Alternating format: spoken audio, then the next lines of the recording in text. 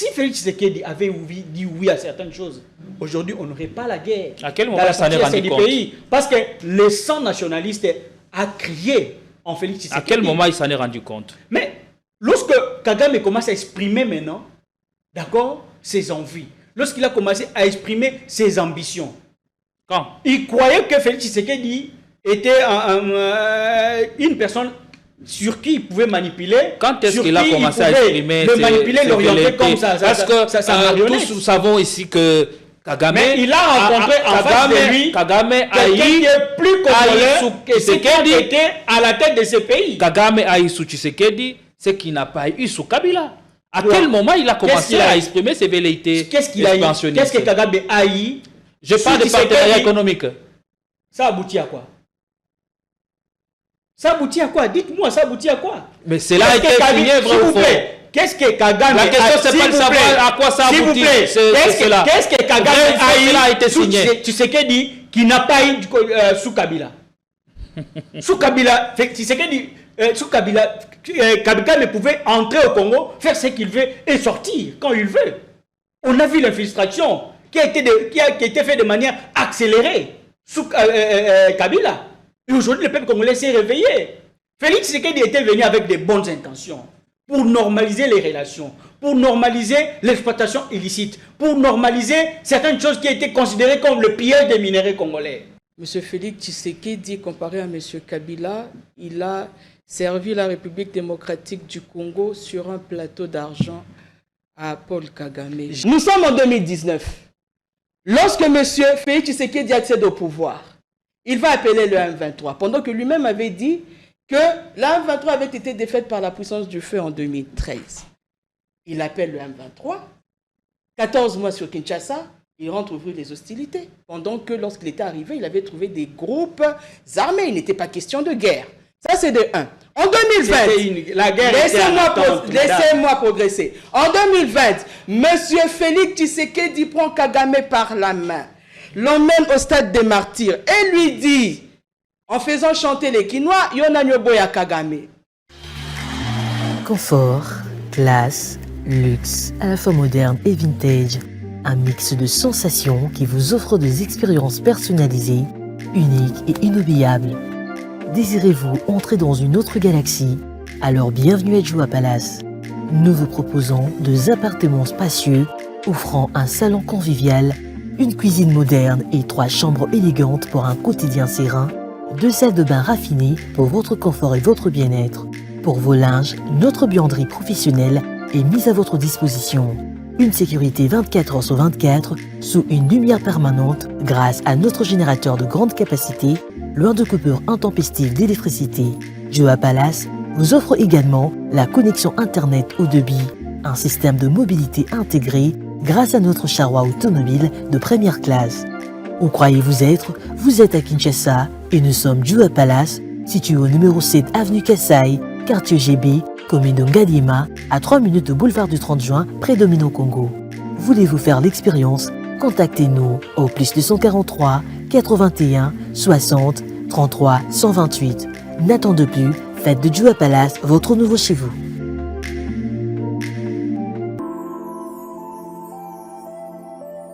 Le parc de la vallée de l'Antélé vous invite à venir partager des moments inoubliables en famille ou entre amis dans un cadre naturel de verdure unique à Kinshasa. Notre safari vous permettra de vous sentir en vacances et de découvrir nos lions, crocodiles, antilopes, buffles, éléphants, hippopotames et bien d'autres animaux dans le milieu sauvage et naturel. Nos cuisiniers seront heureux de vous servir une variété de plats savoureux dans notre restaurant au bord de la rivière Ntsélé. Le parc de la vallée de l'Antélé possède une panoplie d'activités sportives et ludiques au cap aventure et loisirs pour votre détente. Kayak, pédalo, tyrolienne, cyclotourisme, piscine et vol du faucon, la plus longue zipline d'Afrique. Le parc de la vallée de l'Antélé met également à votre disposition de logements de haut standing avec un confort 5 étoiles. Le parc de la vallée de l'Antélé est ouvert du mercredi au dimanche de 7h30 à 17h. Pour tout renseignement, contactez-nous au plus 243 89 60 32 713 ou encore au 243 81 231 68 82.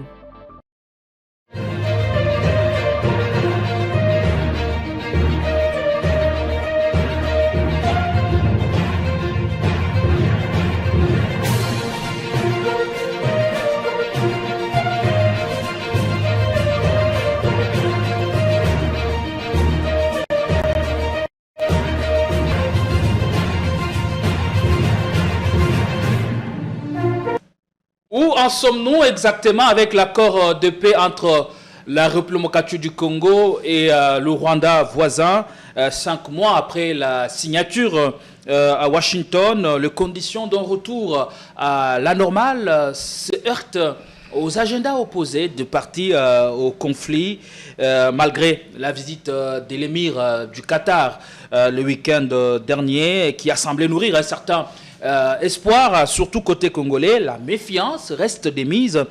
Comment alors, dans le contexte actuel, comment la diplomatie peut-elle prendre ou avoir raison sur les armes et les canons après la conférence qu'a accordée hier Paul Kagame, qui rejette toute responsabilité dans la déstabilisation, voulais-je dire, de la RDC dans l'est de la République démocratique du Congo, où après la chute des principales villes, territoires et localités de l'est du pays. On en parle dans un instant. Merci de nous rejoindre, vous faites bien de nous choisir. Et le deuxième sujet, nous allons nous intéresser certainement à cette autre question, toujours dans la même veine. Le coordonnateur de l'AFCM 23, Corneille Nangaa, relance les débats sur le fédéralisme qu'il souhaite imposer ou instaurer en République démocratique du Congo. Un débat qui fait jaser au sein de l'opinion, et les réactions fusent désormais de tous bords, de tous les côtés. La grande question, ou la question principale, ce sera quels en sont le dessous des cartes. Merci de votre disponibilité pour en parler. J'ai l'immense plaisir de recevoir sur ce plateau pour une première, et je crois que il va s'inscrire désormais dans le club pour être présent, répondant à nos invitations. Bonjour, soyez les bienvenus. C'est Eri Massimbo, personnalité politique. Content de vous recevoir. Comment allez-vous? Oui, merci, nous allons bien. Merci pour votre invitation. C'est la première fois, mais je crois que ce ne sera pas la dernière. Merci beaucoup pour votre invitation. Je salue tous les peuples congolais, surtout ceux qui se trouvent dans les zones sous occupation de l'ennemi. Nous les encourageons à être déterminés, à être forts. Et le chef de l'État, qu'on appelle bien le cuisinier national, est en train de travailler avec toute l'équipe gouvernementale pour ramener la paix dans la partie est du pays. Oui. Et merci de l'honneur que vous nous faites. En répondant à notre invitation, on espère qu'on aura un débat discursif, un débat républicain pour justement éclairer la lanterne de millions de Congolais qui nous regardent en ce moment. Le pays a besoin des idées forces pour sortir de la situation que nous vivons actuellement. Oui, je crois qu'avec la présence de ma compatriote Jocelyne Dena, on va faire un bel échange qui sera bénéfique pour toute la nation. Mais là, plus ce matin, quel est l'état de nos routes après chaque pluie à Kinshasa actuellement? Est-ce que cette situation vous arrange personnellement? Est-ce qu'il faudrait encore en parler de la gestion, de la mauvaise gestion à outrance de M. Daniel Bumba? Il a montré ses incapacités de pouvoir gérer la ville. Donc, il n'a qu'à déposer sa démission, ou soit que les députés provinciaux de la ville de Kinshasa, s'ils ne sont pas corrompus, qu'ils soient au moins motivés par la souffrance quotidienne des Kinoises et des Kinois, de pouvoir soumettre M. Bumba à un exercice selon les règles parlementaires pour que Daniel Bumba puisse être limogé à la tête de la ville de Kinshasa. Merci beaucoup. Daniel Bumba doit regretter d'avoir postulé en tant que gouverneur de la ville de Kinshasa. Parce qu'on a compris... On rappelle qu'il a été élu sur la liste des l'UDPS, parti au pouvoir. Ouais, ça ne vaudrait pas, mais bien qu'il soit sur la liste de l'IDPS, parti au pouvoir, voilà encore une raison de plus. Il doit travailler pour donner au chef d'État des résultats. S'il ne donne pas les résultats, c'est que c'est la gestion de l'IDPS, de la vie des provinces de Kinshasa. Si l'IDPS continue à soutenir Daniel Bumba, c'est que l'IDPS continue à soutenir la mauvaise gestion, la mauvaise gouvernance de la vie des provinces de Kinshasa. Mais je crois qu'il y a des personnes au sein de l'IDPS qui peuvent faire mieux que Daniel Bumba. Et pourtant, lors de la campagne électorale pour concourir à ces postes de gouverneur, on l'avait vu dérouler un projet ambitieux à la tête de la ville-province de Kinshasa. Vous savez, même moi-même, lorsque je l'avais suivi, dans le débat, lors de l'exposition de projets de société par rapport à la ville-province de Kinshasa, de tous les candidats que j'avais suivis, c'est Daniel Bumba qui m'avait convaincu. D'accord, par rapport à son projet de société. Mais là, je vois apparemment les gens qui avaient conçu ces projets-là, c'était d'autres personnes que lui-même, la personne de Daniel Bumba.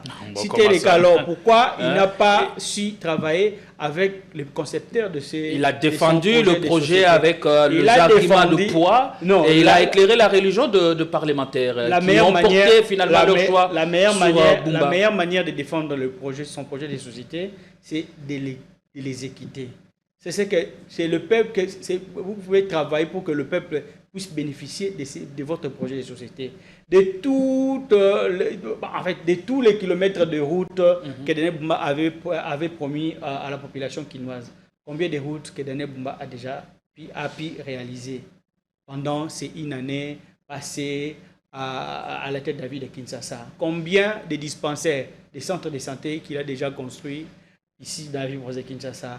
Combien de ponts qu'il a déjà jetés pour relier une commune à une autre? Combien, d'accord, d'écoles, même des écoles de 6 salles seulement.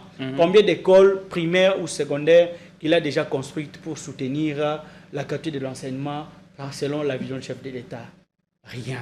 Je crois que Daniel Bumba a montré ses limites. N'en parlons même pas de la souffrance quotidienne de la population quinoise. Est-ce qu'il a tout le moyen de sa politique? Par rapport au demi-terrain, d'accord, par rapport au demi-terrain sur nos routes ici, d'accord, le prix tel qu'affiché par l'hôtel de ville n'est pas respecté par les conducteurs. Et que fait les autorités de la ville? Ça, c'est depuis toujours. Il ne fait rien par rapport... Mais non, on avait vu avec Daniel Bumba, avec André Kimbuta.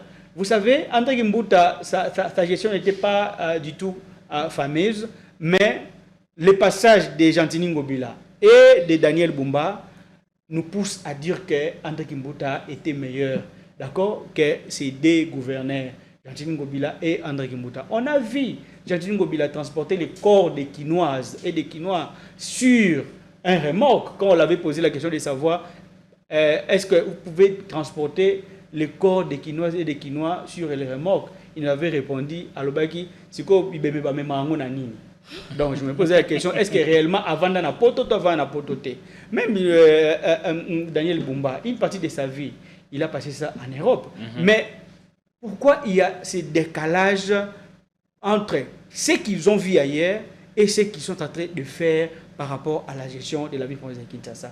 Si vous voyez que vous êtes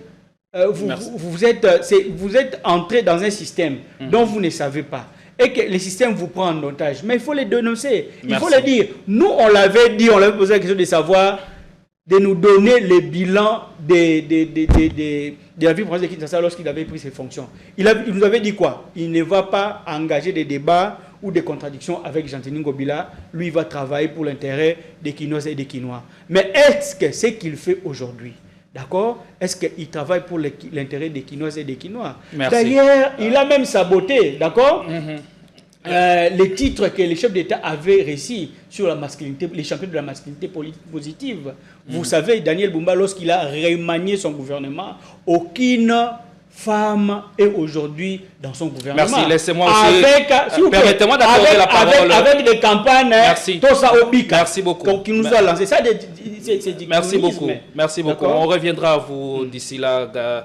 Vous allez ouvrir les débats tout à l'heure. Laissez-moi aussi saluer la présence de celles qu'on présente désormais comme la gendarme d'Afrique, Dena Joyce Lukunku. Comment allez-vous, porte-parole d'Envol? Comment va d'abord votre leader?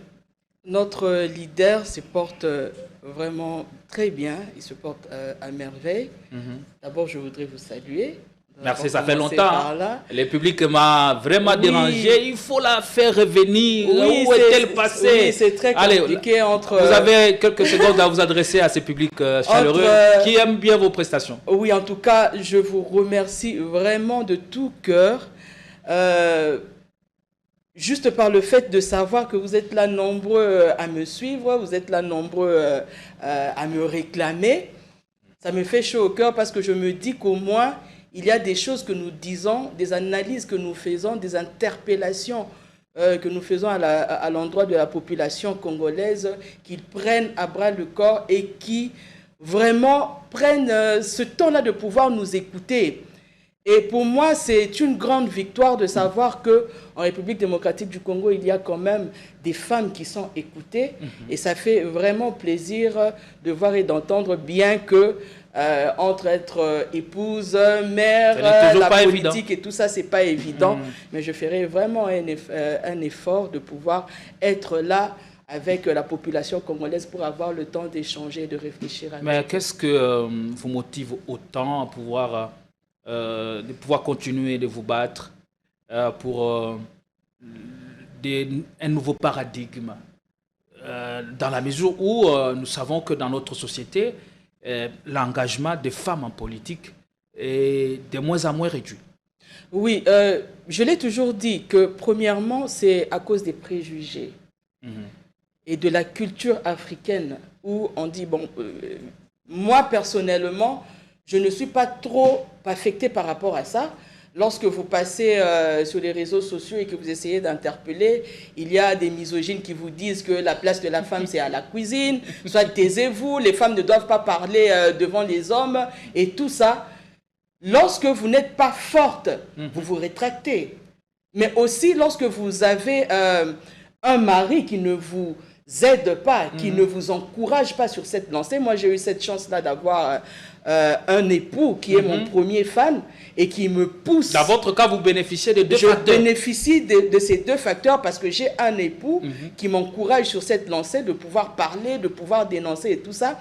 Et d'un autre côté, j'ai des mentors comme le président d'Élysée Essanga qui n'a pas regardé mon genre, qui n'a pas regardé mon sexe, mais qui a voulu me booster et me former, non seulement parce que je suis, mais parce qu'il a vu qu'il y a un potentiel en moi qui peut booster pour le bien de la nation congolaise. Et moi, je pense que lorsque la société accepte que la femme peut aussi changer la donne, que la femme peut aussi s'exprimer et pouvoir drainer une foule, drainer aussi les réflexions d'autres personnes en les interpellant, c'est déjà une bonne chose que de pouvoir encourager les femmes dans ces initiatives-là.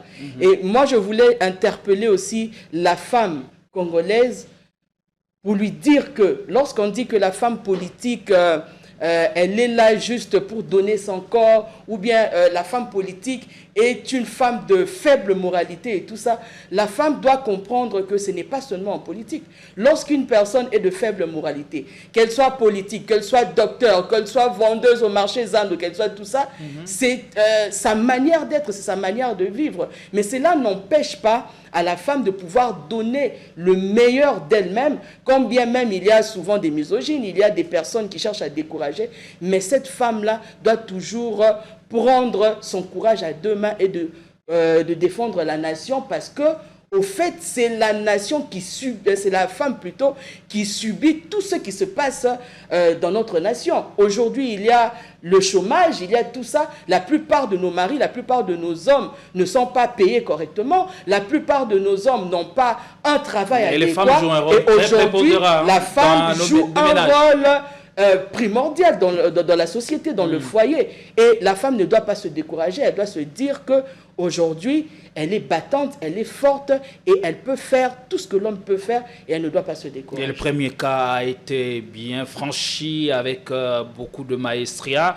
Peut-être l'objectif ultime pour vous, ce sera maintenant d'haranguer les foules, d'appeler d'autres femmes à rejoindre le combat celui de l'engagement politique, pour que l'on ait aussi une voix crédible, une voix féminine qui résonne au cœur du débat politique congolais. Merci de l'honneur que vous nous faites, beaucoup. Madame Dena Lukuku-Joyce. On parlait tout à l'heure de la ville-province de Kinshasa. Est-ce que Bumba a-t-il le moyen de sa politique ou serait-il en train de connaître des pesanteurs politiques ou politiciennes? Permettez-moi les termes. J'ai entendu religieusement mon estimé co-débatteur, M. Herry, qui l'a bien épinglé ici. Lorsque vous faites, ou bien vous êtes victime d'un système qui ne vous aide pas à avancer, il faudrait dénoncer. Monsieur Daniel Bumba, lorsqu'il candidatait en tant que gouverneur, il avait donné son projet de société, son projet, je ne sais pas moi comment ils appellent ça. Il avait dit les grandes lignes, qu'est-ce qu'il fera pour pouvoir faire en sorte que la gouvernance puisse être effective, qu'il puisse avoir plutôt des choses concrètes et faisables qui doivent être faites. Une gouvernance efficiente. Et nous avons vu que lorsqu'il a pris le pouvoir, il a d'abord commencé par délocaliser son bureau de l'hôtel de ville à l'hôtel Hilton. Il a prôné, il a voulu privilégier le luxe. C'était le premier acte fort de sa gouvernance. Le premier acte qu'il devait poser, c'était de pouvoir réhabiliter l'hôtel de ville. C'était de pouvoir assainir l'environnement de là où il doit travailler. Mais c'est ce qu'il n'a pas fait. Et nous disons que les bons parleurs ne sont souvent jamais des bons faiseurs. Il a beau parler, mais ce que nous voulons, c'est des actes concrets à pouvoir poser. Et aujourd'hui, nous voyons que M. Daniel Bumba est en déphasage complet avec la réalité. Il y a des gens qui ont écrit des projets, parce que là, maintenant, nous nous disons qu'ils ne savaient pas ce qu'ils disaient. Parce que s'il savait ce qu'il disait, comme l'a dit M. Herry ici, il aurait pu prendre ces personnes qui avaient rédigé le discours pour pouvoir travailler avec eux. Donner des postes à des méritocrates, à des personnes qui sont aptes à pouvoir faire le travail. Et nous voyons que toutes ces personnes qui, en dehors, parlent d'autre chose, lorsqu'ils adhèrent le système, au fait, il y a ce retournement de situation qui font en sorte qu'ils ne peuvent pas travailler en bonne et due forme. Alors, Monsieur Daniel Bumba, tout ce que nous pourrons dire, parce que là, il est déjà dans ce seau-là du lait et du miel, il se lave avec, il boit, il dort avec, et il est difficile pour lui de pouvoir se détacher de cela. Quand vous lui dites de pouvoir démissionner, il ne le fera jamais. Il faudrait que les députés provinciaux aujourd'hui prennent conscience que la population congolaise est en train de souffrir et il faudrait soit qu'on puisse l'interpeller et soit, je ne sais pas moi quoi, comment on va le faire parce que M. Félix Tshisekedi, de toute façon, il a toujours agi à l'encontre de la Constitution. Ils vont voir eux-mêmes comment ils pourront faire pour pouvoir le mettre sur une chaise éjectable et pouvoir changer, mettre une personne qui pourra redonner le sourire à la population quinoise. On a l'impression que Kinshasa court derrière un gouverneur qui soit compétent et qui soit à même de mettre tout le monde d'accord par des actions concrètes, par des actions de terrain. Est-ce que Kinshasa est maudit par hasard? Non, Kinshasa n'est pas maudit. Je pense que M. Léon Kengo Wadondo l'avait dit en son temps que la République démocratique du Congo n'a pas de problème d'applicabilité de textes. Il y a des lois. Non, la République démocratique du Congo a des lois, mais le problème se pose au niveau de l'applicabilité. La République démocratique du Congo ne manque pas des main-d'œuvre, des personnes aptes à pouvoir faire le travail, mais en République démocratique du Congo, au fait, il y a un problème d'hommes. Et lorsqu'on parle du problème d'hommes, ici, nous voyons de la mentalité congolaise. En général, et ici, puisque nous parlons de Bumba, de la mentalité donc, il faut bousculer donc, le mentalité. Qui est pire que la mentalité des Congolais en général, parce que les Quinois, il y a ça là, okay. Pour lui, il arrive, il prend le poste et il se dit que il doit jouir de ce poste-là. Et souvent, on entend parler de Yakazwa poste na yo, zwa madeswa bana, achète ce que tu peux acheter. Et talingate, ngate mnobongisa mboka, ngate mnobongisa Congo.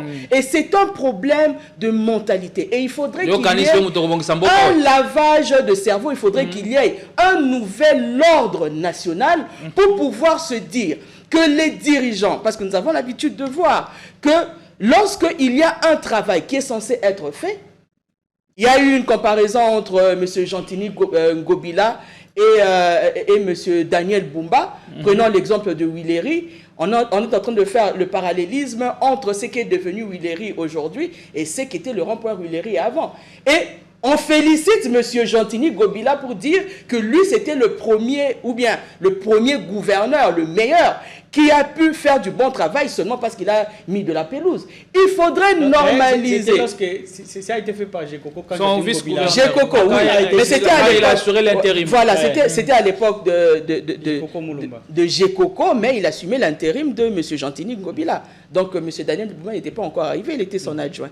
Alors, je voudrais dire qu'il faudrait que nous puissions normaliser le fait que le citoyen doit travailler pour sa nation. Et ce n'est pas parce que vous avez planté une pelouse, ce n'est pas parce que vous avez construit 1 kilomètre de route plutôt, ce n'est pas parce que vous avez fait ce que vous avez promis de pouvoir faire à la population congolaise qu'on doit venir avec du djalilisme pour vous dire que félicitations, comme si vous étiez en train de faire une faveur à la population congolaise alors que vous êtes payé pour ça.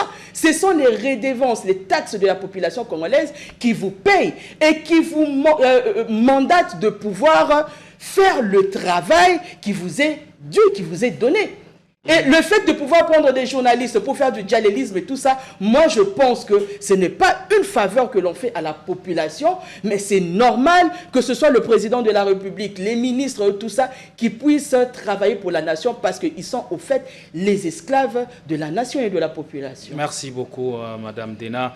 Nous allons ouvrir le débat. J'espère qu'il n'y aura pas beaucoup de choses à dire ou à rebondir sur ces sujets. C'était que l'entrée à la matière qui a été bien reçue pour vous comme pour Madame Dena. Monsieur Herry, parlons de cette question qui revient comme un serpent des mers, la question relative au fédéralisme. Et celui qui relance le débat, c'est le nouveau maître des lieux, s'il faut les appeler ainsi, Corneille Nangaa, coordonnateur de l'AFC M23, au cours d'une conférence de presse, il estime qu'il serait souhaitable ou défendable d'instaurer le fédéralisme du Congo, alors que Kinshasa n'en finit pas toujours avec l'insécurité à la politique dans l'est du pays. Depuis ce que Kinshasa appelle désormais l'occupation du territoire par des forces étrangères. Première question, les fédéralismes résoudrait quel problème dans les contextes actuels? Merci beaucoup pour la question. Je crois bel et bien que le fédéralisme, c'est d'abord l'une des revendications de soi-disant Tutsi congolais. D'accord? Regardez dans tout le cahier des charges, d'accord, formulé par CNDP, formulé par 123, formulé par toute la branche de ceux qui se qualifient de Tutsi congolais, il y a toujours cette revendication du fédéralisme.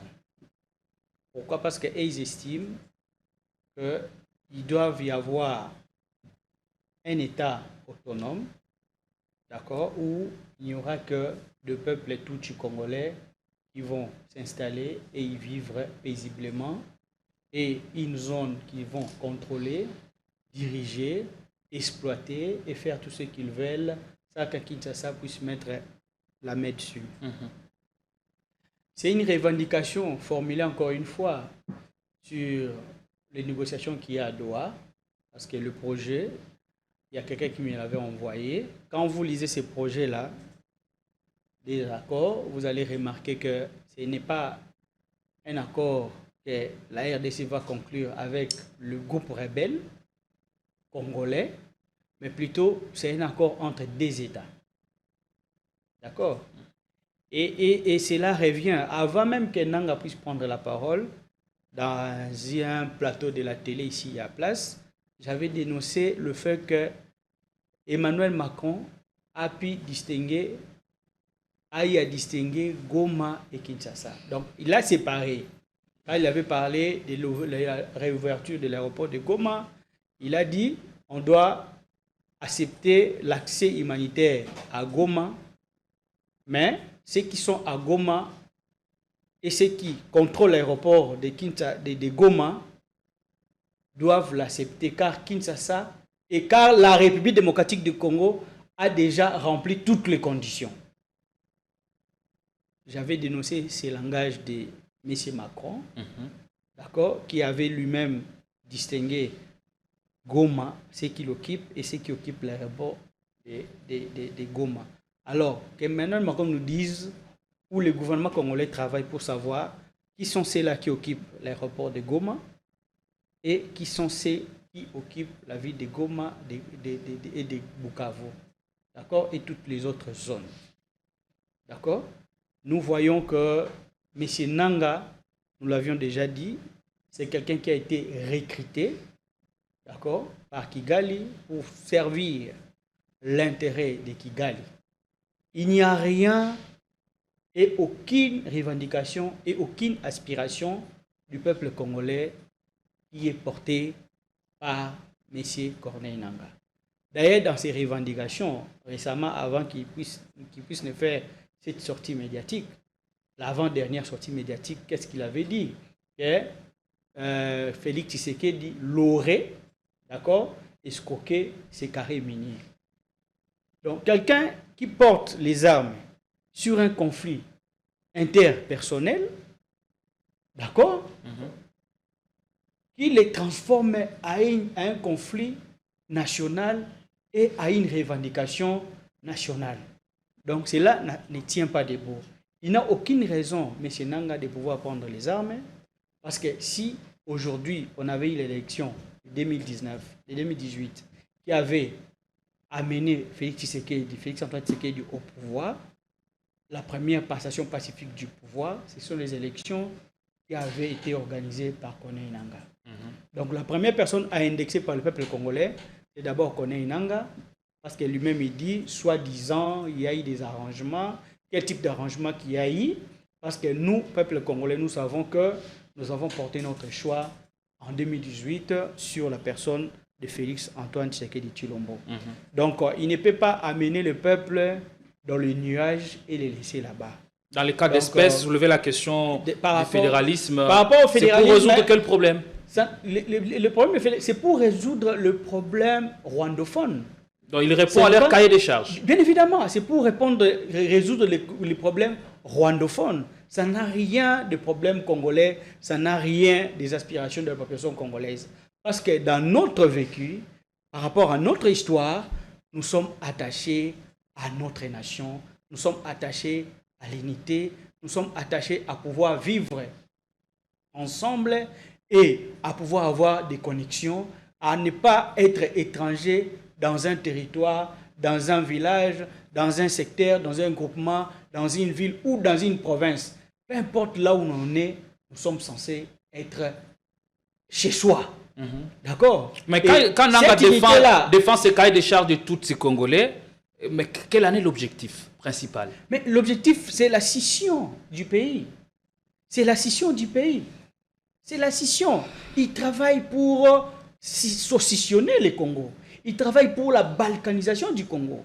C'est là que ça doit éveiller tout le peuple congolais. Parce que c'est un défi qu'ils ont lancé contre le peuple congolais.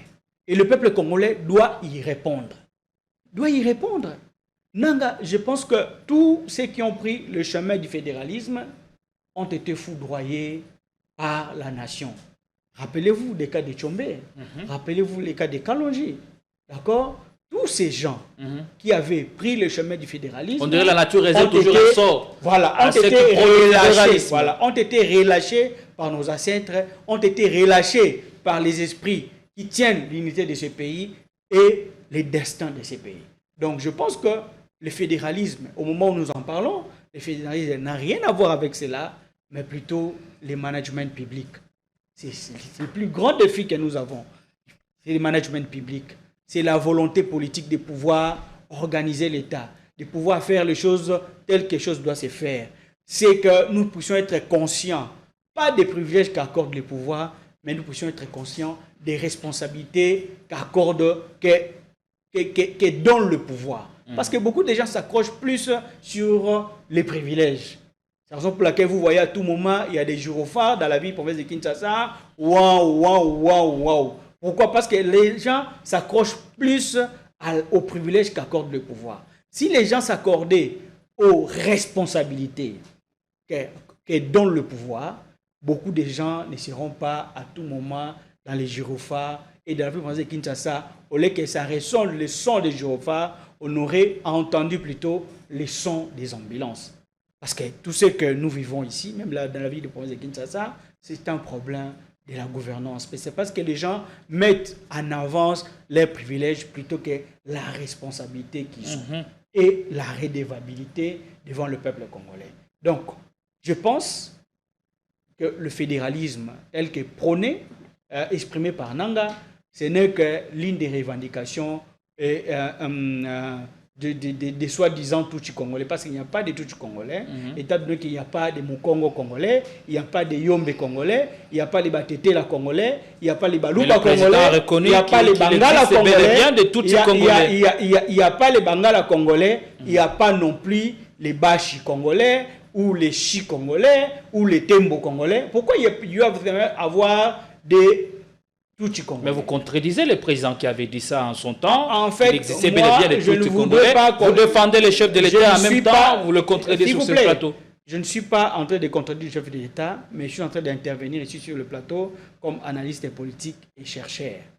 D'accord? Par rapport aux évidences des écrits, par rapport aux évidences qu'il y a dans les archives des musées des terres virènes, il n'y a pas une ethnie ou une tribu qui a été identifiée, d'accord, par les Belges comme étant Tutsi congolais. D'accord? Et à l'époque des Zaïre, c'était de qui? Non. À l'époque des Zaïre, c'était de qui? Des Tutsi zaïrois. Donc, ça va commencer à changer comme ça. Si aujourd'hui, on change du Congo ou à un autre nord du pays, ils vont devenir des Tutsi X, des Tutsi Y. Merci. Non, je pense que nous devons tous être des Congolais. S'ils sont réellement des Congolais, c'est qu'ils prétendent être des Congolais, ils doivent revenir à la raison. Ils doivent cesser les massacres. Ils doivent cesser les déportations. Ils doivent cesser les pillages. Ils doivent cesser d'être manipulés par les soi-disant Paul Kagame. Ils doivent cesser tous ces actes criminels qu'ils commettent à la contre de la population congolaise. Parce qu'aujourd'hui, à l'est du pays, c'est une femme qui est en train d'être tuée, c'est une femme qui est en train d'être violée au moment où nous parlons, c'est un enfant qui est en train d'être malmené, mutilé au moment où nous parlons, c'est toute une famille qui est en train d'être brûlée dans une case, d'accord? C'est toute une communauté au moment où nous parlons qui est en train de se déplacer. Pourquoi? Parce qu'ils fuient les atrocités de la guerre, ils fuient la violence des occupants. Parce que, rappelez-vous, quand vous êtes dans une zone d'occupation, les forces d'occupation, pour eux, les droits de l'homme ne leur disent rien. D'accord? Les droits de la population autochtone ne leur disent rien. Ce qu'ils appliquent, c'est la force. Ce qu'ils appliquent, c'est la dérive. D'accord? Ce qu'ils appliquent, ce n'est pas la loi. Ils appliquent leur propre volonté. D'accord? Ce qu'ils appliquent, ce sont des travaux forcés. C'est ce que nous voyons à Goma, le long de la journée. Quand vous ne balayez pas la rue, on vous attrape, on vous chicote, on vous fouette devant vos parents. Les parents sont fouettés et chicotés devant leurs enfants déshabillés. Vous voyez la parole va tourner. Où ils amènent le Congo. Allez. Donc, il n'y a rien à voir de tout ce que Nanga a exprimé. Il n'y a aucune aspiration du peuple congolais. Il n'y a aucune volonté du peuple congolais. Donc, c'est-à-dire le peuple congolais ne se retrouve pas dans les revendications de Nanga. Merci beaucoup, monsieur Eri Massimbo. Je crois que nous aurons peut-être dans une émission beaucoup plus élaborée à revenir sur la question de Tutsi congolais, parce qu'il y a diverses écoles qui avancent un certain nombre de choses, et à en croire la constitution est congolais, c'est lui qui était sous le territoire avant 1960 Et si il s'est fait qu'à cette époque, il y avait des Tutsis qui ont quitté leur pays pour s'installer en RDC, ils sont donc d'office considérés congolais. Donc il faudra un débat technique. Même des Belges. Le fait d'être considéré congolais, cela ne vous donne pas les droits fonciers. D'accord? Parce que sont détenteurs. Sont dans ces débats. Sont détenteurs fonciers. Parce que le plus grand débat, c'est le foncier. Ils sont dans les débats fonciers. Le plus grand débat, c'est le foncier. Ils veulent avoir une terre. Parce que vous l'avez reconnu. Vous les avez reconnus en tant que des Congolais. D'accord? Dans la constitution que nous a pondu, les groupes Bemba, machin, tout ça, tous les groupes rebelles et belligérants. C'est la constitution qui nous ont pondu. Ils les ont reconnus comme des Congolais. Mais la plus grande question, c'est qu'ils n'ont pas résolu, c'est le problème foncier. Parce que ce sont des communautés. Ce sont des communautés qui sont des éleveurs, des pasteurs. Les pasteurs ont besoin des étendues, des fonciers, de l'espace, des terres, pour pouvoir paître leurs brebis, pour pouvoir les élever. Mais ils vont le faire où? Merci. Merci. Il y a des Belges qui sont des Congolais. Merci. Mais pourquoi ils ne réclament pas des terres? Pourquoi ils ne prennent pas les armes contre le Congo? Dans le cadre de la préservation deux acquis comme voulu par les présidents de la République, 2024 pour l'inspection générale de finances sera une année de renforcement de la lutte contre la corruption et les antivaleurs dans la gestion publique. Pour ce faire, ce service de contrôle supérieur a lancé 222 points de contrôle dans l'ensemble du territoire national. Cette énième vague de la patrouille financière s'annonce énorme. Les entités à surveiller sont la DGI, la DGRAD, la DGDA, avec les provinces de Kinshasa, de la Tchopo, du Nord Kivu, du Congo central, du Haut-Katanga et du Lualaba. Aussi dans le lot du contrôle, 12 ministères sont concernés, 44 établissements et entreprises publiques, 7 provinces et 12 entités territoriales décentralisées et enfin la chaîne de la dépense publique. Les contrôles a priori, dit la patrouille financière, restent le mode par excellence du contrôle des finances publiques en RDC.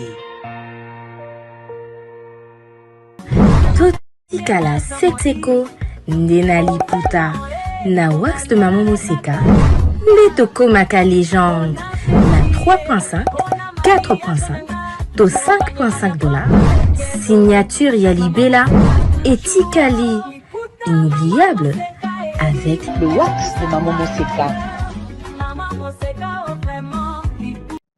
Le fédéralisme que prône Nanga résoudrait quel problème alors que la guerre que nous vivons dans l'est du pays semble être la conséquence de la mauvaise gouvernance, de la dictature ou encore de l'impuissance de l'État.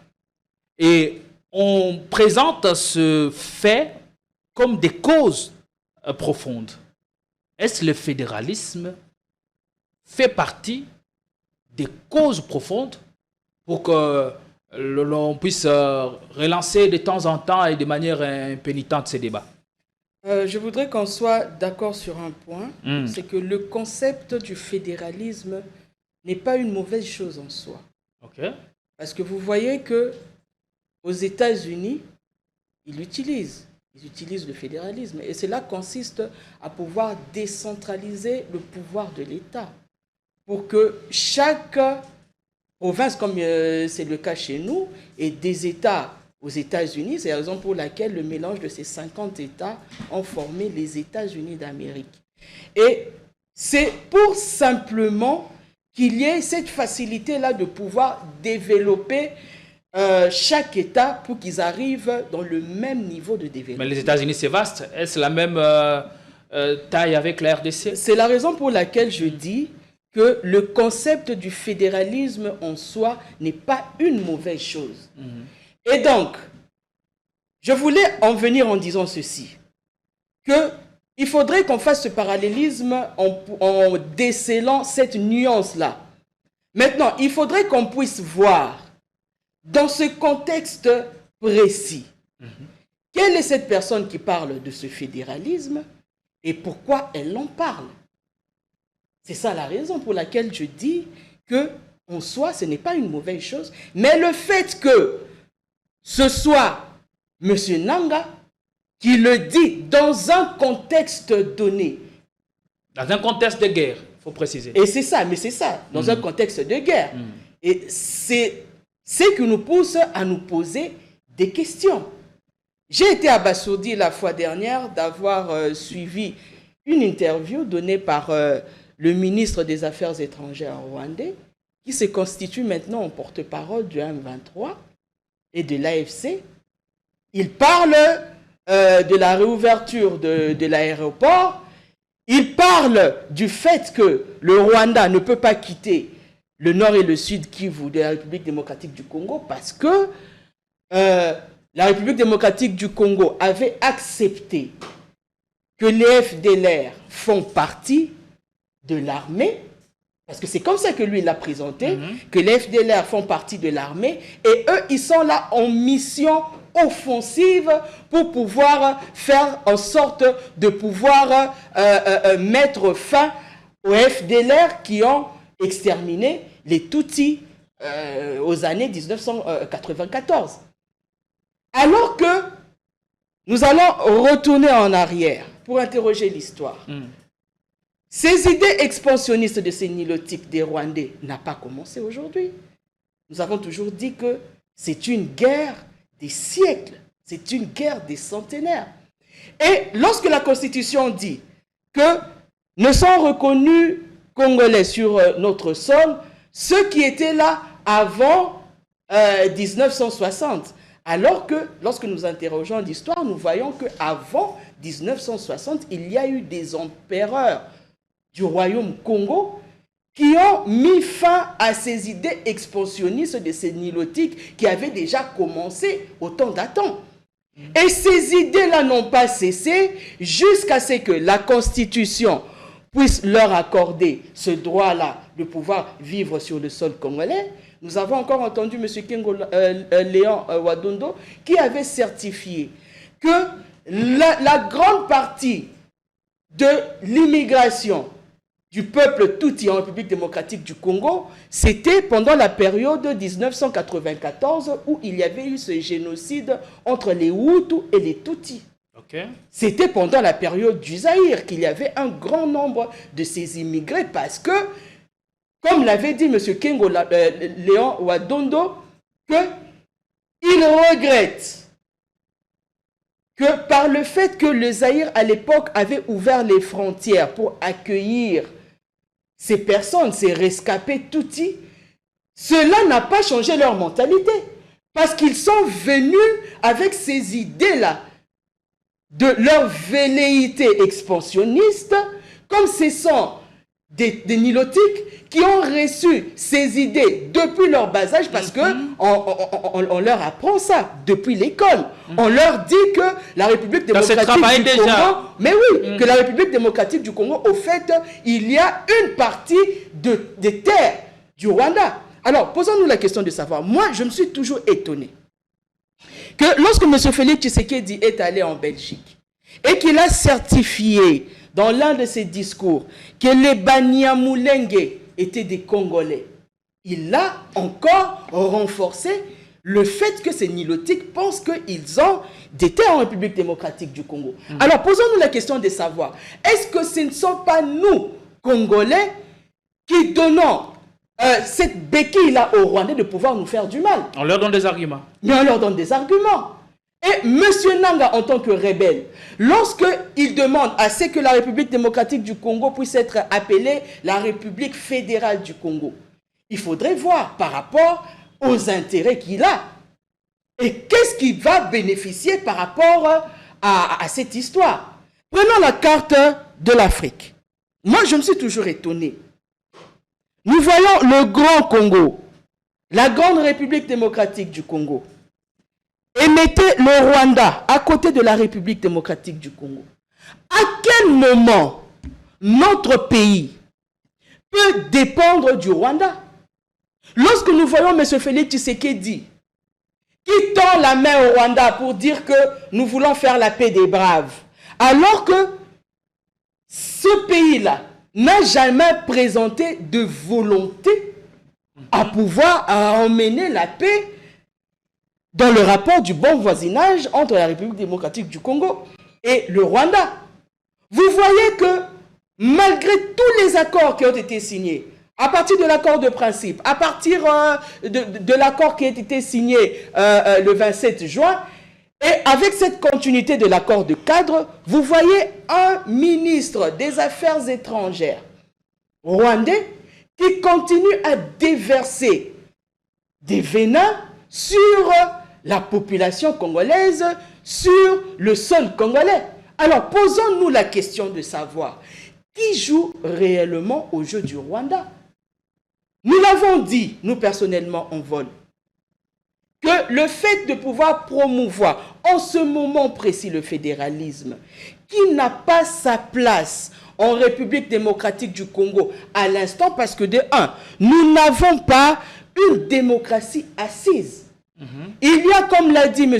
Herry, des personnes qui sont là juste pour le pouvoir. Tant qu'ils sont sur le tapis rouge, tant qu'ils sont dans leur cortège, ça leur va. Donc vous pensez que le fédéralisme doit répondre à certaines conditions avant d'être... Non. Je pense que nous pensons, nous en vol, que le fédéralisme n'a pas sa place pour le moment.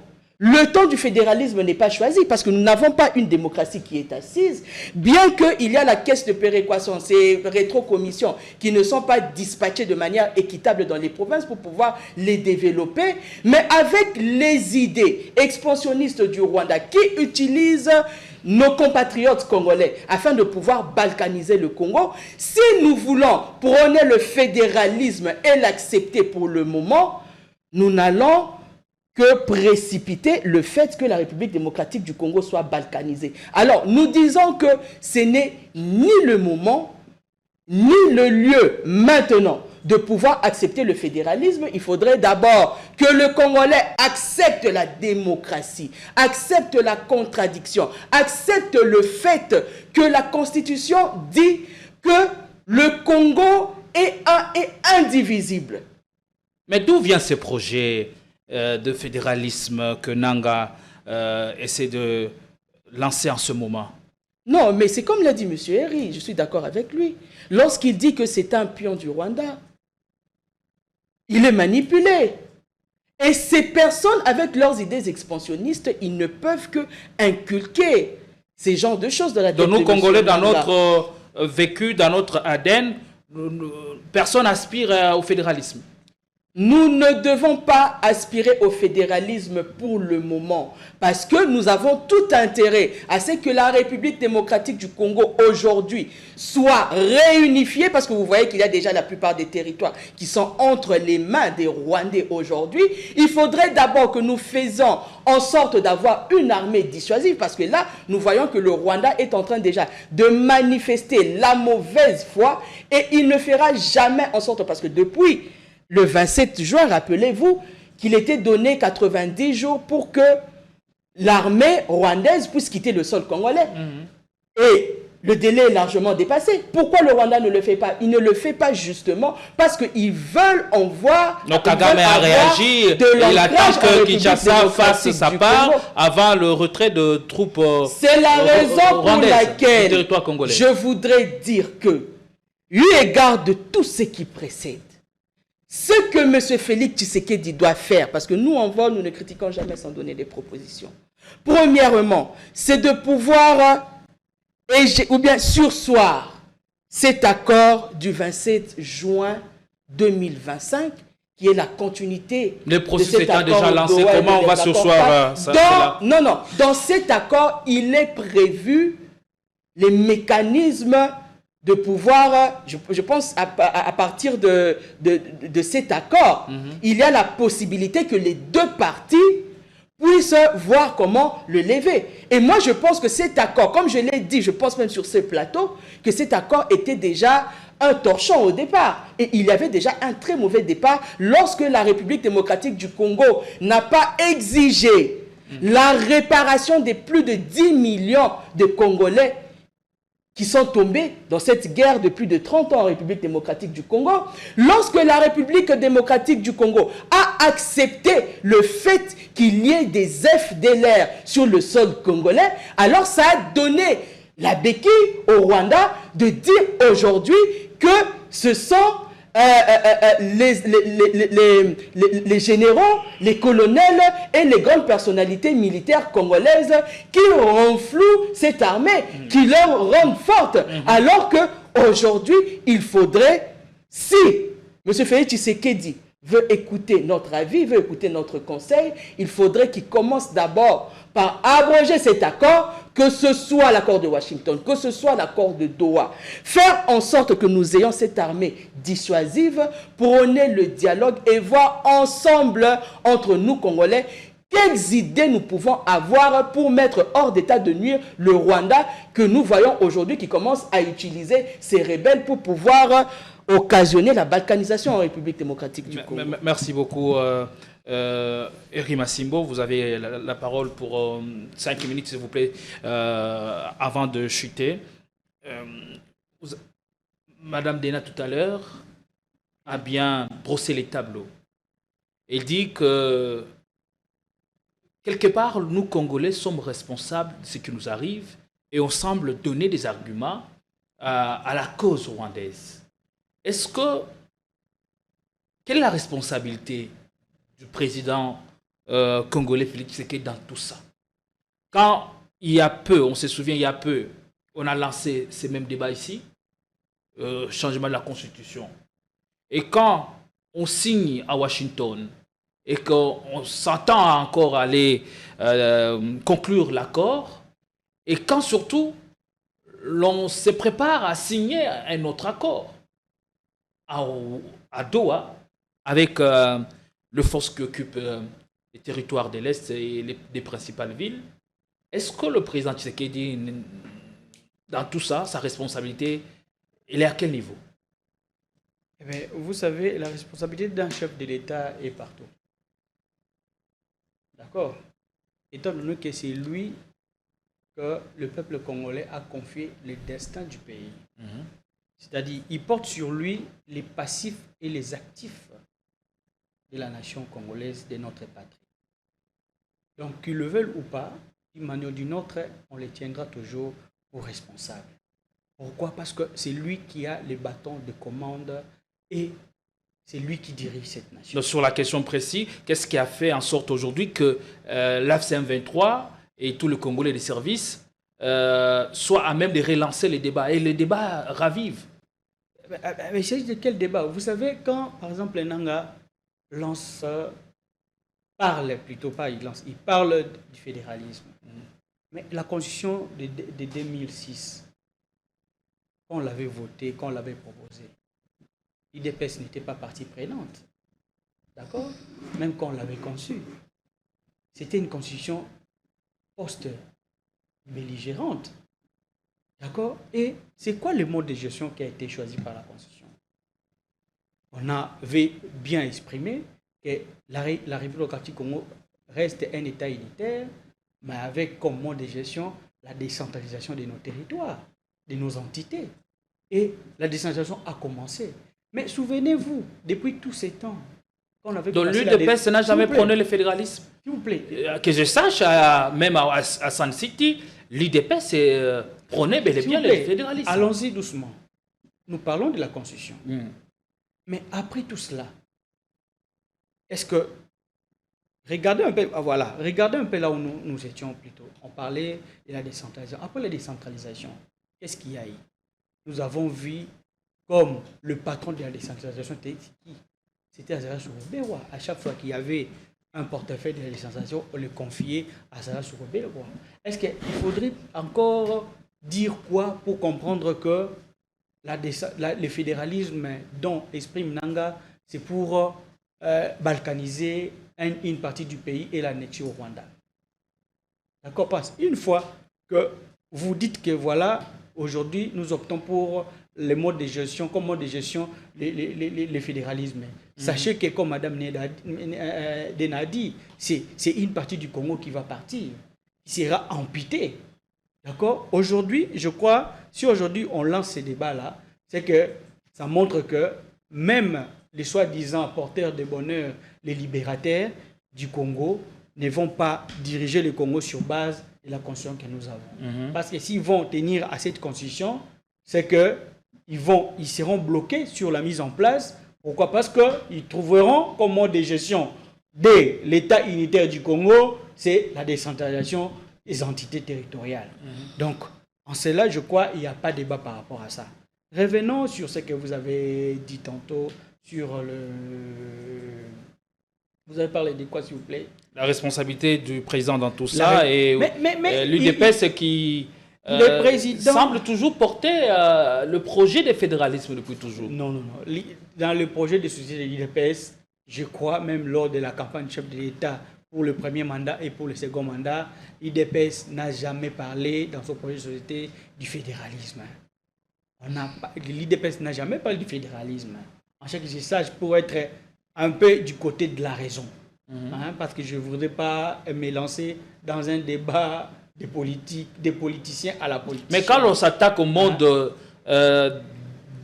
d'élection de gouverneur, quel autre mode que l'UDPS veut proposer, mis à part celui-là? Non, je ne pense pas que l'UDPS s'attaque de manière directe. Même les changements de mode électoral ou de choix des animateurs des institutions ou des entités de l'État congolais, cela n'affecte à rien ou cela ne voudrait pas dire qu'il faudrait aller au fédéralisme. Parce que le fait que le gouverneur puisse être choisi par le gouverneur de la République, cela ne veut pas dire que non, on change le mode de la gestion du pays.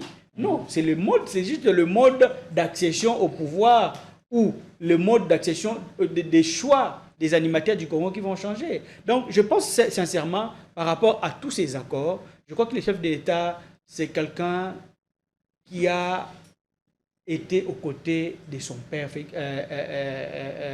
le fait Étienne Tshisekedi Mulumba. C'est quelqu'un qui a milité pour l'unité de ces pays. C'est quelqu'un qui a servi ces pays. C'est quelqu'un qui a milité pour la démocratie de ces pays. Et c'est quelqu'un qui a l'oreille pour écouter le peuple congolais. Souvenez-vous des accords de Genval.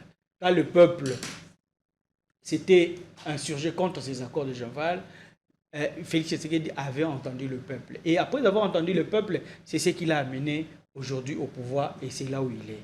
Donc aujourd'hui, si avec ces accords, le peuple congolais juge aujourd'hui et que ces accords, il ne faudrait pas s'engager à ces accords, que ce soit les accords de Washington, que ce soit les accords avec le Rwanda ou les accords de Doha, si aujourd'hui le peuple congolais marche, sorte à la rue pour dire à celui à qui il a confié la mission de pouvoir les diriger, les conduire, lui dire, voilà, nous, peuple congolais, nous qui vous aviez porté là où vous êtes, nous disons non à ces accords de Washington, non à ces accords économiques avec le Rwanda. Je crois que le chef de l'État, Félix Tshisekedi Tshilombo, que j'appelle bien le cuisinier national, va entendre, va écouter. Alors pourquoi et va suivre la voie du peuple. On suppose que quand le chef de l'État engage les pays dans ces différents processus, il signe en âme et conscience. Et que ce qu'il signe engage de manière directe les devenir du pays. C'est là maintenant, que aujourd'hui, quelles sont les difficultés auxquelles nous faisons face sur ces processus étant longs, ça je le reconnais, mais qu'est-ce qui patine exactement? Qu'est-ce qui est à la base de ce que nous vivons actuellement? On a l'impression que les choses n'évoluent pas dans l'essence qu'on aurait souhaité. Non, en fait, c'est vrai, les choses n'évoluent pas au sens que nous avons souhaité, d'accord? Parce que les choses aussi n'évoluent pas au sens que Kagame et tout son groupe avaient souhaité. C'est-à-dire? Bien évidemment. C'est parce que Félix Tshisekedi n'a pas voulu accéder aux conditions de Kagame pour avoir la paix dans la partie est du pays. C'est parce que Félix Kagame n'a pas accédé à ces conditions. Quelles sont ces conditions? Mais qu'est-ce que vous voulez? Ces conditions, c'est quoi? C'est l'exploitation unilatérale des minéraux du Congo. C'est l'entrée et sortie de l'armée rwandaise sur le territoire congolais. Mais il le fait déjà en occupant les territoires qui sont là. Mais non, mais il le fait sous occupation. Non. sous occupation. Il nous a mené la guerre. Pourquoi? Pour avoir des forces. Pour avoir des forces, le contrôle de ces zones-là. Ce ne sont pas des zones qui lui a cédé, qui a été cédées par les Kinshasa. Mais bien avant ça, il y a eu des partenariats économiques avec le Rwanda. Non, mais c'est parce que Félix Tshisekedi a remarqué, d'accord, les envies belliqueuses de côté Kigali. Et il a dit non à certaines choses. Si Félix Tshisekedi avait dit oui à certaines choses, aujourd'hui, on n'aurait pas la guerre. À quel moment ça s'en est rendu compte? Parce que le sang nationaliste a crié en Félix Tshisekedi. À quel moment il s'en est rendu compte? Mais lorsque Kagame commence à exprimer maintenant, d'accord, ses envies, lorsqu'il a commencé à exprimer ses ambitions, quand il croyait que Félix Tshisekedi était une personne sur qui il pouvait manipuler. Quand est-ce qu'il a commencé à exprimer manipuler, l'orienter comme ça? Parce que tous nous savons ici que Kagame, mais il a rencontré en face de lui quelqu'un qui est plus congolais que ce qui était à la tête de ce pays. Kagame a eu sous Tshisekedi ce qu'il n'a pas eu sous Kabila. À quel moment il a commencé à exprimer ses velléités expansionnistes? Qu'est-ce que Kagame a eu? Je parle de partenariat économique. Ça aboutit à quoi? Ça aboutit à quoi? Dites-moi, ça aboutit à quoi? Mais cela a été signé, vrai ou faux?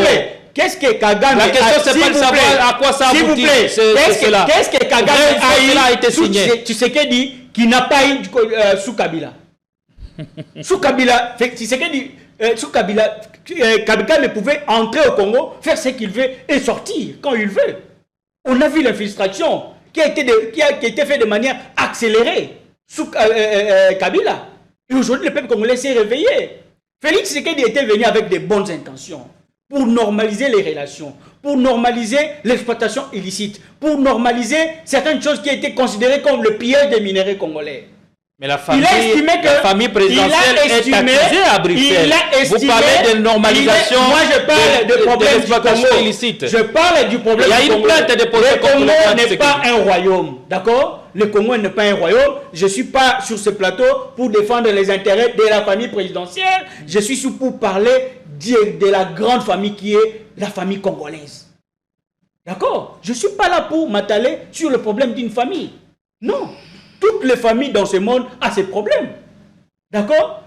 Combien de familles aujourd'hui, au moment où nous parlons, sont au palais de la justice, dans les différents tribunaux, en train d'être poursuivis pour tel ou tel autre fait? Est-ce qu'on doit en parler sur ce plateau? Non. Nous débattons sur des questions de la nation, de la patrie, pas sur des questions des individus. Maintenant, Kagame précise, permettez que je vous relance.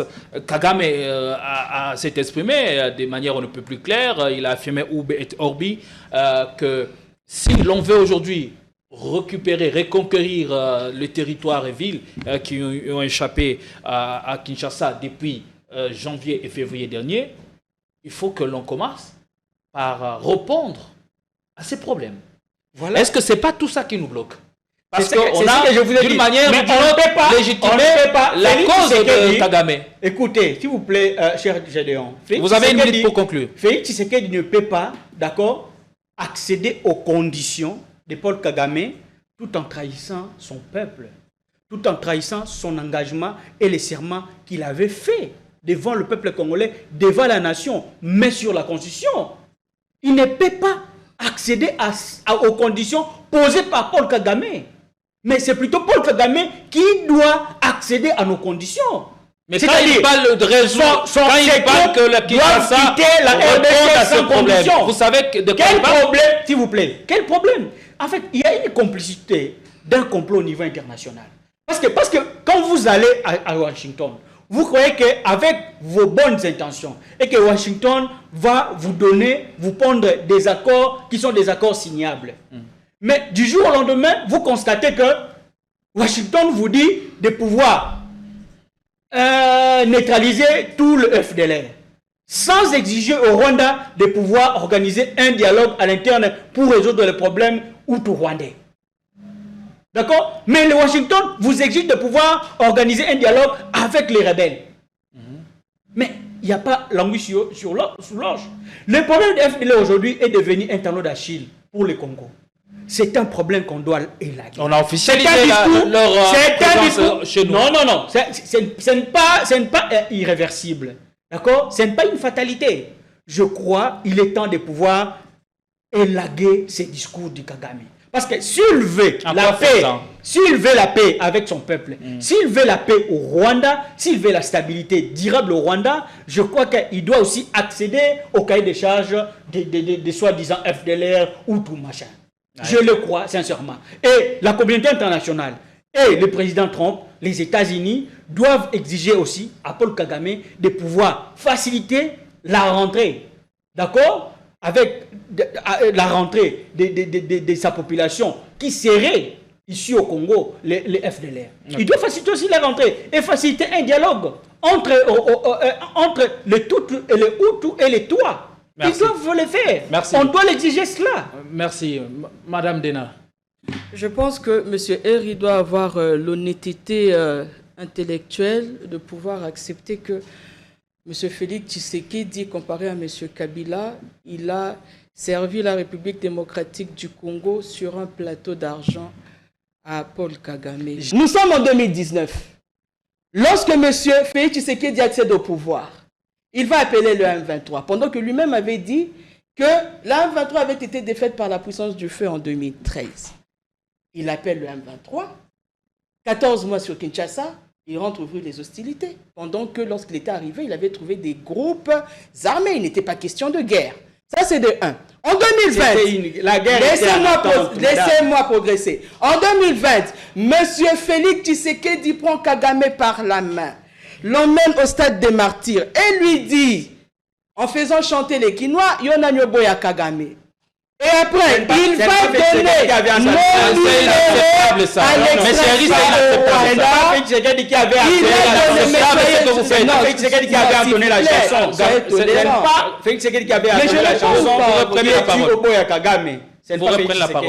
Il faudrait être clair par rapport à ça. Monsieur Eri, oui.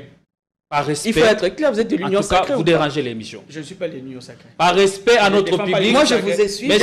J'étais contre l'Union sacrée. Monsieur Eri, par respect à notre public, on est là, on doit être écouté et les débats doivent être équilibrés. Elle évolue. Paternalisme. Le paternalisme avec la gamme. Acceptez qu'elle évolue. Acceptez qu'elle évolue. Vous dérangez l'émission. Il sent encore l'odeur du père. Non, mais pourquoi vous êtes agité? Je ne vous comprends pas. Je ne suis pas agité. Vous êtes de l'Union sacrée. Je ne dis que la vérité. Vous êtes le fils à M. Félix Tshisekedi. Donne-moi toutes les qualités. Pourquoi ça vous fait mal? Ça ne passe pas comme ça ici. Vous dérangez l'émission. Sérieusement. Là, je ne suis pas d'accord avec vous. Évoluez. Ils ont dit qu'ils avaient un carnet d'adresses, M. Paul Kagame. C'est la raison pour laquelle on lui avait donné les minéraux pour l'extraction et raffinage au Rwanda. La population congolaise aujourd'hui n'a pas du travail, mais la population rwandaise a du travail parce que M. Félix Tshisekedi a donné officiellement à M. Kagame nos minéraux sous prétexte qu'il avait ce carnet d'adresses. Il y a eu cet accord économique dont il n'en parle pas. Où est-ce que vous voulez en venir? Mais c'est pour dire que lorsque l'on dit que M. Félix Tshisekedi n'a pas livré la RDC au Rwanda, donc il faudrait dire que M. Félix Tshisekedi a occasionné tout ceci. Et par rapport, si M. Eri a lu l'accord de Washington, parce que quand je disais que ni M. Félix Tshisekedi, ni Mme Thérèse, ni les membres du comité qui étaient là pour signer l'accord de Washington n'ont pas tous lu cet accord, et là maintenant je confirme parce que au point 7 de l'accord de Washington, où on parle de la cogérance des minéraux avec le Rwanda et les pays des Grands Lacs, je pense que M. Eri n'est pas informé de ça. Et lorsqu'on en parle, ça voudra dire qu'on a donné nos minéraux au Rwanda, on a donné nos minéraux en cogestion avec les pays des Grands Lacs. Et tout ceci s'est passé pendant le règne de M. Félix Tshisekedi. Alors, en tant que M. Félix, en tant que président de la République, je suis très lucide et factuel dans ce que je dis. Je ne comprends pas pourquoi je ne comprends pas pourquoi vous êtes agité. Le peuple congolais. Donc, ces gens doivent savoir, ces gouvernants doivent savoir. Ce n'est pas ça les débats. Les débats, c'est de savoir s'il y a signature vraie ou fausse. C'est que il n'y a pas signature. Le Doha, l'émir du Doha, c'est le partenaire principal à M. Paul Kagame. Là, ne l'oublions pas.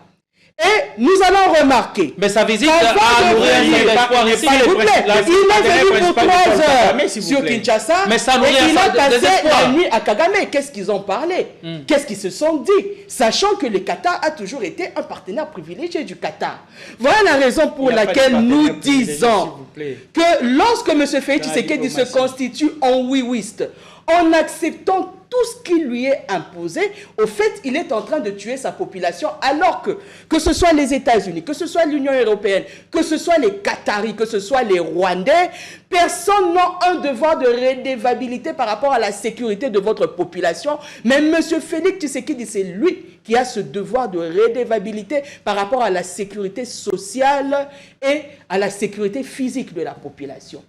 Donc, si M. Félix Tshisekedi veut bien faire les choses, il devra d'abord commencer par annuler l'accord que sa superwoman Thérèse Wagner avait fait signer en engageant toute une république, qui aujourd'hui est un accord torchant, qui ne fait que mener notre pays droit vers le mur. Il doit privilégier le dialogue entre le Congolais et faire en sorte qu'il y ait un accord de principe et un accord cadre. Il reste maintenant à signer un accord définitif.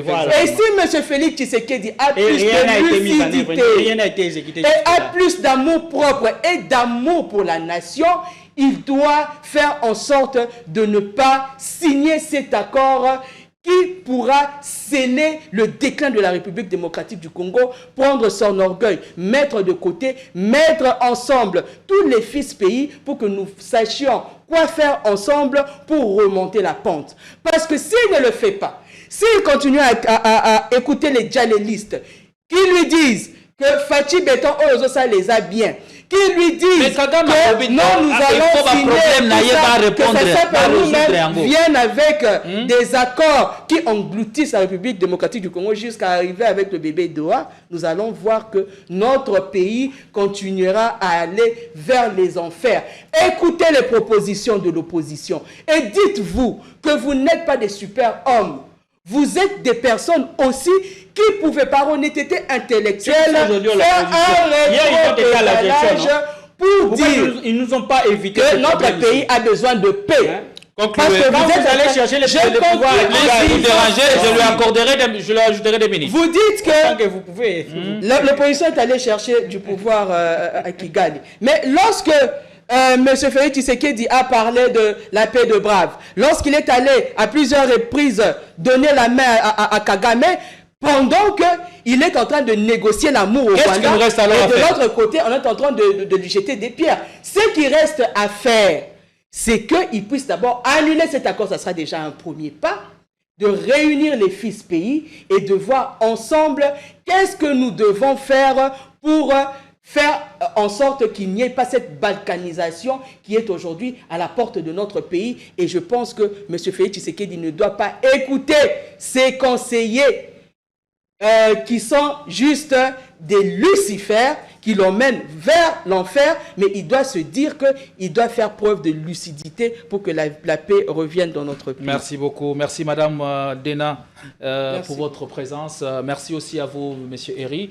Massimbo, pour votre présence, même si vous avez dérangé l'émission en dernière minute. Merci à vous tous qui nous avez regardé.